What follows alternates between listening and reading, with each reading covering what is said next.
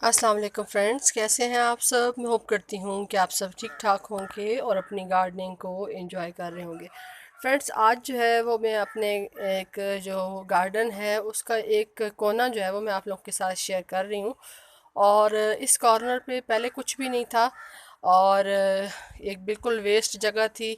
और इसको यूटिलाइज़ मैंने किस तरीके से किया, यहाँ पे अब आप माशाल्लाह से मेरे प्लांट्स देख सकते हैं। यहाँ पे मुख्तलिफ मैंने कैक्टस लगाए हुए हैं, उसके अलावा कलांचू, काफ़ी सारा देसी कलांचू लगा हुआ है सारा, जिसके ऊपर रेड कलर के फ्लावर्स आते हैं। उसके अलावा कुछ यहाँ पे स्नेक प्लांट्स के लीफ मैंने लगाए थे। यहाँ पे ये देखिए, ये स्नेक प्लांट्स के लीफ थे और ये प्रोपगेट हो चुके हैं। एलोवेरा काफ़ी बड़े बड़े साइज़ के एलोवेरा है, क्योंकि आपको यहाँ पे विजिबल हो रहा होगा कि ये अपने वेट की वजह से एक साइड पे बिल्कुल झुक गए हैं। लेकिन साथ साथ यहाँ पे इन्होंने जो है वो बेबी भी साथ साथ देने शुरू कर दिए हैं एलोवेरा ने। तो यहाँ पे काफ़ी सारे मिक्स प्लांट्स मैंने लगाए हुए हैं, कोई एक स्पेशल प्लांट नहीं है जिसको मैंने यहाँ पे लगाया हुआ है। अच्छा, इसको मैंने किस तरीके से इस कॉर्नर को मैंने यूटिलाइज़ किया और इसके अंदर मैंने क्या चीज़ यूज़ की, क्योंकि आप ग्रीनरी को चेक कर सकते हैं।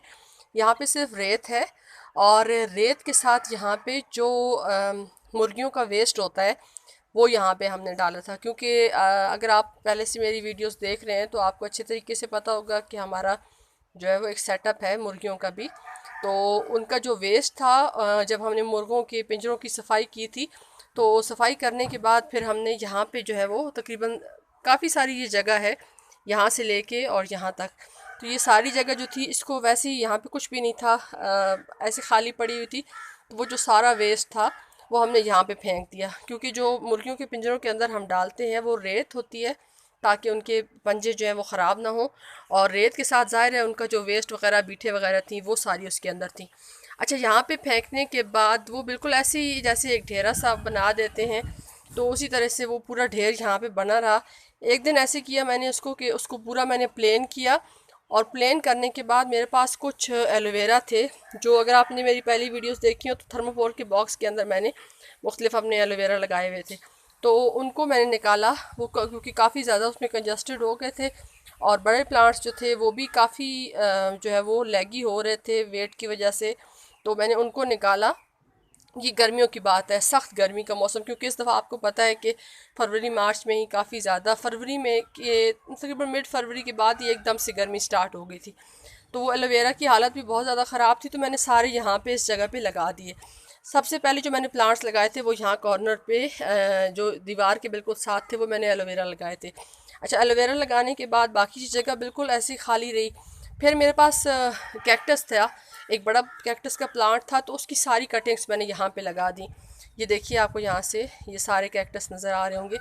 ये सारी मैंने कटिंग्स लगाई। यहाँ पे लगाने का मकसद ये था क्योंकि रेत है, ज़मीन है, तो यहाँ पे इनके रॉट होने का ख़तरा नहीं है। तो उस टाइम पे, जिस टाइम पे मैंने इनकी कटिंग्स लगाई थी, उस वक्त सर्दियों का टाइम था। मींस के ऐसा मौसम नहीं था कि जिसमें कटिंग्स आसानी से चल सकें। लेकिन क्योंकि रेत थी, तो रेत की वजह से यहाँ पे आसानी से जो है वो इनकी ग्रोथ कुछ ही टाइम के बाद, कुछ टाइम प्लांट बिल्कुल स्ट्रेस में रहे, लेकिन उसके बाद ये जगह जो है वो इनको सेट हो गई और इनके पसंद के मुताबिक हो गई। तो फिर अब माशाल्लाह से देखिए, एक प्लांट से मैंने कितने ढेर सारे प्लांट्स कैक्टस के बना लिए। उसके बाद कलांचू था मेरे पास देसी, जिसके ऊपर रेड फ्लावर्स आते हैं, तो काफ़ी ढेर सारा लगा हुआ था, तो मैंने उनको निकाल के मुख्तलिफ पॉट्स के अंदर लगा हुआ था, तो उनकी कटिंग्स मैंने यहाँ पे लगा दी। अब आपको अगर मैं करीब से दिखाऊं तो आप इनका साइज़ देखें, ये देखिए, इनका साइज़ देखें और इनकी ग्रोथ देखें, माशाल्लाह से कितने बड़े बड़े प्लांट्स हैं और कितनी अच्छी ग्रोथ हो रही है। तो आप लोगों के साथ शेयर करने का मतलब ये है कि जो मुर्गियों का वेस्ट होता है, या जिसे चिकन वेस्ट भी कहा जाता है, हैन वेस्ट भी कहा जाता है, तो वो भी बहुत कारआमद होता है। और इसके नताइज लेके मैं आप लोगों के साथ इस वीडियो में हाजिर हुई हूँ। जिस तरीके से हम काउडंग कंपोस्ट को यूज़ करते हैं, या वर्मी कंपोस्ट को यूज़ करते हैं, या मुख्तलिफ जो फर्टिलाइज़र होते हैं, लिक्विड फर्टिलाइज़र होते हैं, उनको हम यूज़ करते हैं, उसी तरीके से आप जो मुर्गियों का वेस्ट होता है उसको भी यूज़ कर सकते हैं। आम तौर पे कहा जाता है कि क्योंकि जो हमारे किसान भाई हैं वो भी अब अपनी जो फसलें वगैरह, ख़ास तौर पे गंदम के लिए या बाकी फ़सलों के लिए भी जो मुर्गी खाने मुख्तलिफ होते हैं, तो जहाँ पे बड़ा सेटअप होता है तो वहाँ से वो उनका वेस्ट सारा इकट्ठा करते हैं और फिर उसको जो है वो अपने जो है खेतों के अंदर डालते हैं। तो वो तरीका भी बहुत ज़बरदस्त समझा जाता है, लेकिन इसके भी ये जो कंपोस्ट होती है ये भी बाकी कंपोस्ट की तरह किसी तरीके से कम नहीं है। आपके पास भी अगर आपने मुर्गियाँ रखी हुई हैं तो उनके वेस्ट को इस तरीके से यहाँ पे अपने गार्डन के अंदर, जिस तरीके से ये एक बिल्कुल वेस्ट कॉर्नर था, इसको मैंने यूटिलाइज़ किया और देखिए माशाल्लाह से कितनी अच्छी ग्रोथ हो रही है।